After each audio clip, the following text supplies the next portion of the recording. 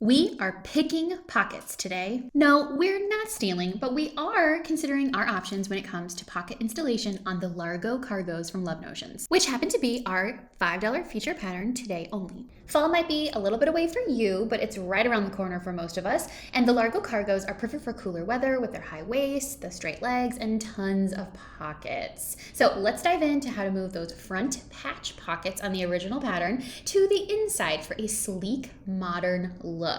So you're going to need the original Largo Cargo pattern, some extra pattern for tracing, a pencil, a French curve ruler, and enough fabric for your size and pocket. This video is going to overview two different types to make these sleek interior pockets, but make sure that you visit our blog for all of the details. And a lot more info from Koi, our guest blogger who had this incredible idea. So the first thing that we're going to do for both of these options is to add a slant pocket opening to the front area of the pants. To do this, you're just going to simply line your pocket pattern piece up with the side of the pants where it's supposed to go, and then make a dotted line, fold it on the dotted line before you cut your pants out, and that's going to create a slash pocket opening.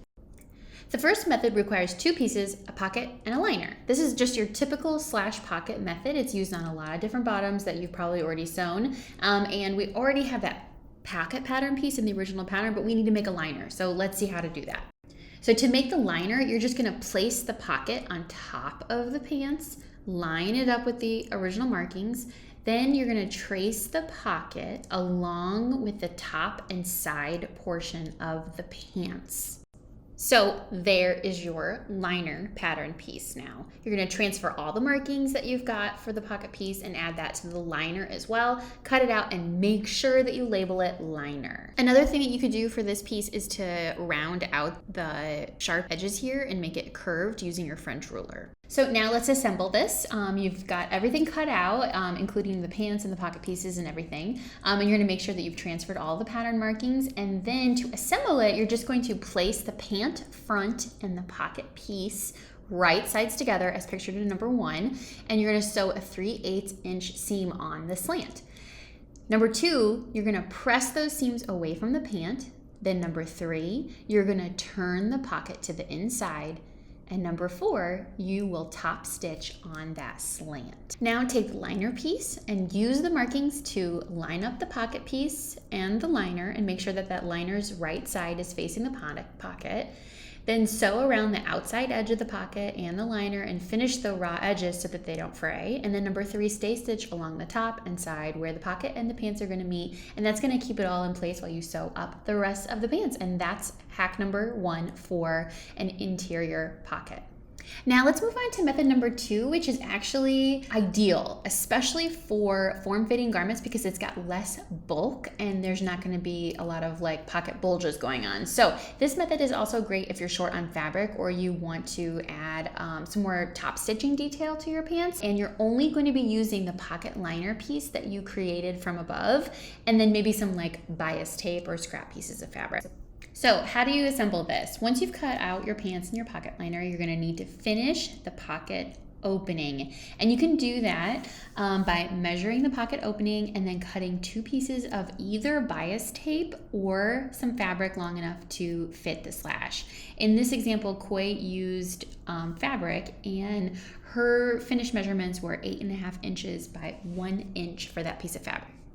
Step 3 is to finish one long side of each fabric piece so the edges don't fray, and then attach the raw edge to the pocket opening right sides together. Then step number 4, once you've sewn that, press the seam allowance away from the pants and then turn it to the inside and press again. And number 5, do a nice top stitch to keep everything in place.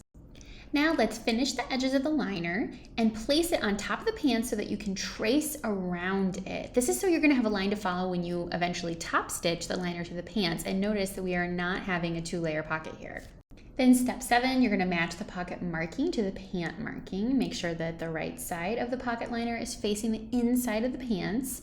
And it might sound wrong to put a right side of a fabric to a wrong side, but this is, again, where you're having a 1-layer pocket. The top part of the liner is going to be seen, and so that's why it's going to be facing the wrong side of the front of the pants.